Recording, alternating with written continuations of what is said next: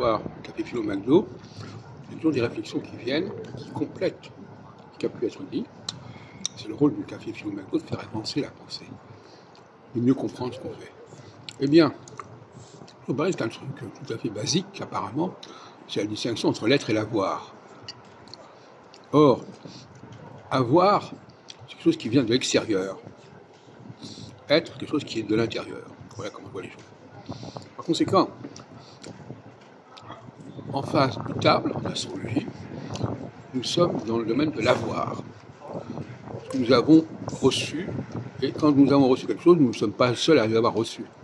Donc, avoir, c'est toujours une chose collective. Alors que l'être, c'est quelque chose de beaucoup plus personnel. Je suis comme ça, et qui est-ce qui est comme moi? Il n'y en a pas beaucoup.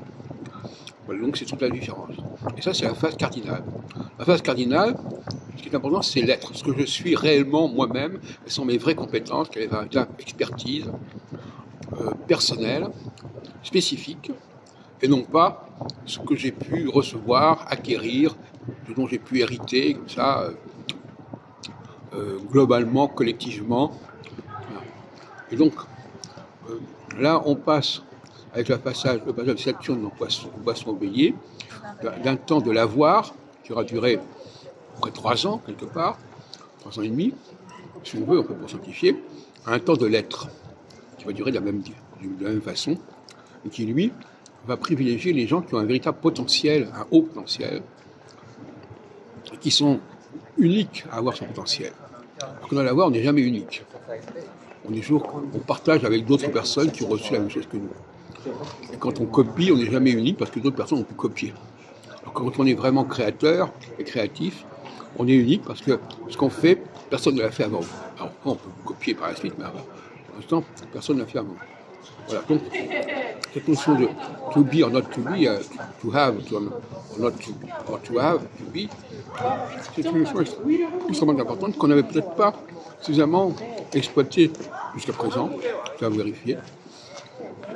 L'être, alors évidemment on peut jouer sur les mots. On peut dire par exemple je suis français, ça veut rien dire. J'ai la nationalité française, mais je ne peux pas employer le verbe être pour dire je suis français.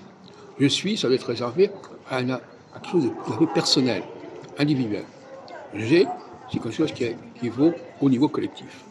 Donc il faut déjà ne pas employer le verbe être et le verbe avoir de n'importe comment.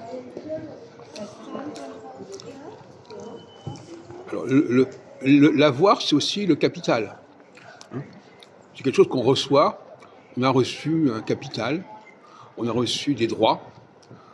Voilà. Eh bien, voilà, c'est l'avoir. C'est pas quelque chose de personnel. On est la énième personne à avoir reçu ceci, à avoir cela. Alors que l'être, c'est quelque chose de beaucoup plus particulier. Et c'est un peu la distinction entre le droit du sol, qui est le droit de l'avoir, et le droit du sang, qui est le droit de l'être. Parce que le sang, finalement, on ne peut pas l'écrire comme on veut. C'est quelque chose qui est très particulier, qui est dynastique, qui est un lignage. Alors que le droit du sol, du moment que dans un même sol, sur un même espace, on partage un nombre de choses, on est imprégné, on est immergé de la même façon.